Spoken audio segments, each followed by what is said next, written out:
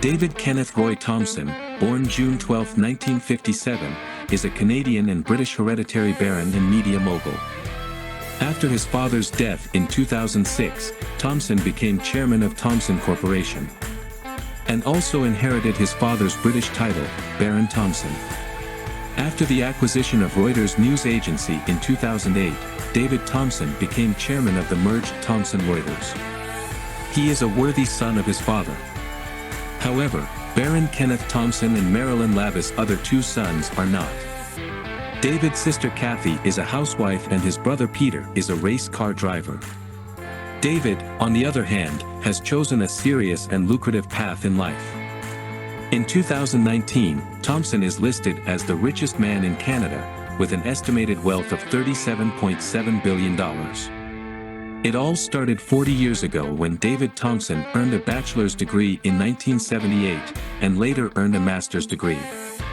History at Selwyn College in Cambridge.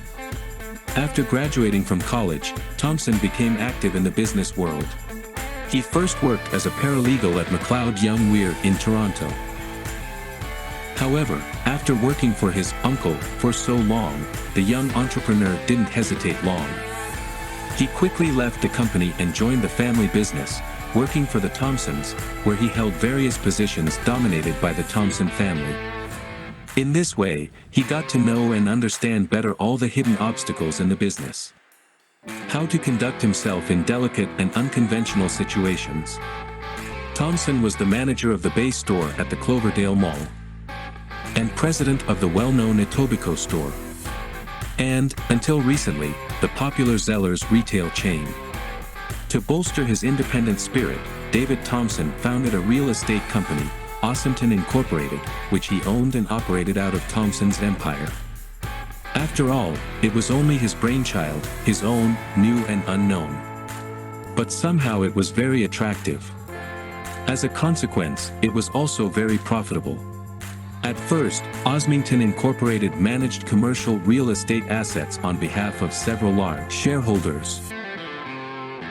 Then, in 2010, the company sold interests in 8 commercial real estate properties to a pension fund for $336 million. Thomson Incorporated is now a major investor in Farmers Edge, a Canadian agriculture-related company.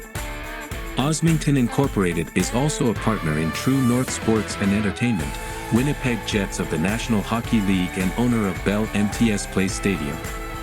It is located in downtown Winnipeg, Manitoba's capital city. At first glance, this is how the offspring of a seemingly unpromising family turned out. Apparently, however, it's important to know who's behind it. Thomson Reuters investment activities are managed through the Toronto Morgan Bay Capital Fund, which was founded by David Thomson in collaboration with a longtime financial advisor, currency trader and consultant Patrick Phillips, vice chairman of Woodbridge, the family holding company of Thomson Reuters.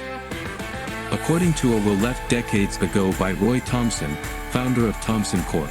After Kenneth Thomson's death, June 2006, the family fortune passed to David, Kenneth's eldest son, who already at a young age showed the makings of a businessman.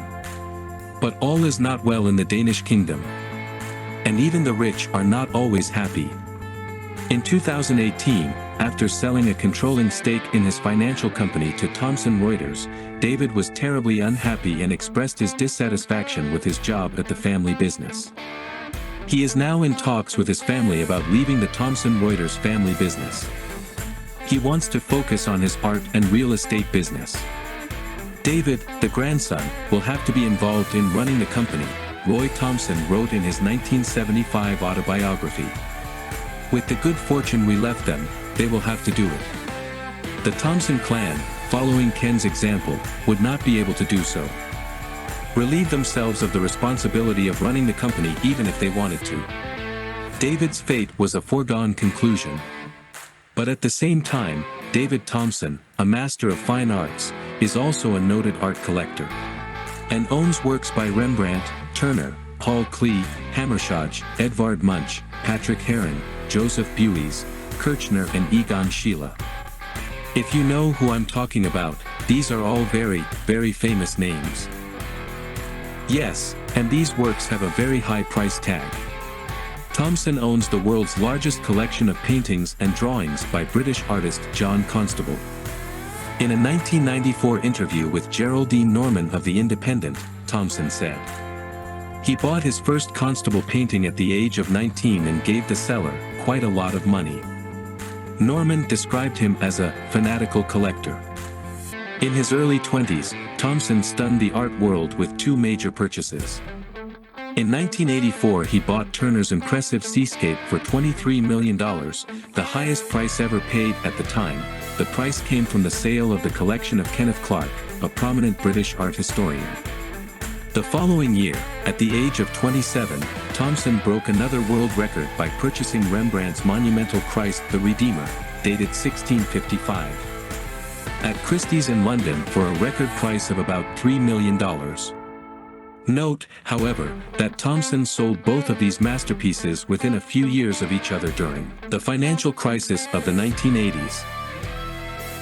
In 2002, Thomson and his father paid a world record price of $76.7 million for Rubens' painting The Massacre of the Boys. The painting is the centerpiece of Thomson's collection, now housed at the Art Gallery of Ontario. In 2012, Thomson broke all existing records, buying Danish artist Wilhelm Hammershøi's painting Ida Reading a Letter, which was the highest price ever paid for a Danish artist's work. In 2012, Thomson set another record, purchasing a small landscape painting by John Robert Cousins for $4 million. Thomson is an active acquirer and collector of Canadian art.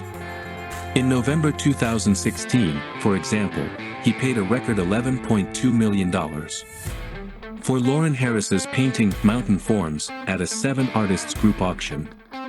David Thomson has also invested in London's Archive of Contemporary Art.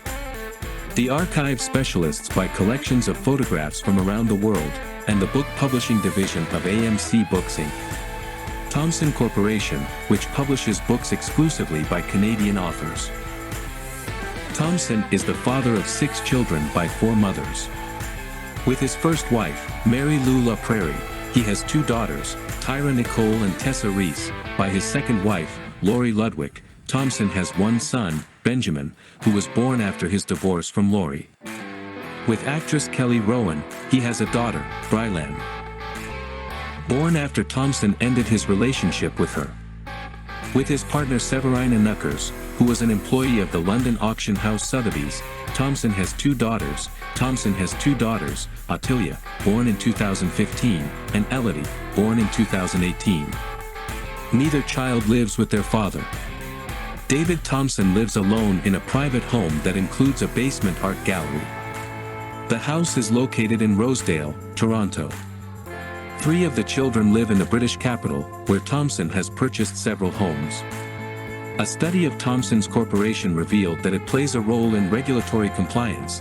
David Thomson's grandfather recounted the company's rise to prosperity.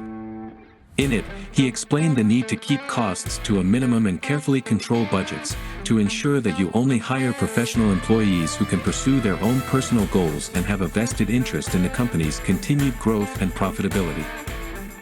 Perhaps this is the secret to success that modern businessmen need so badly. Then there will be more rich people in Canada.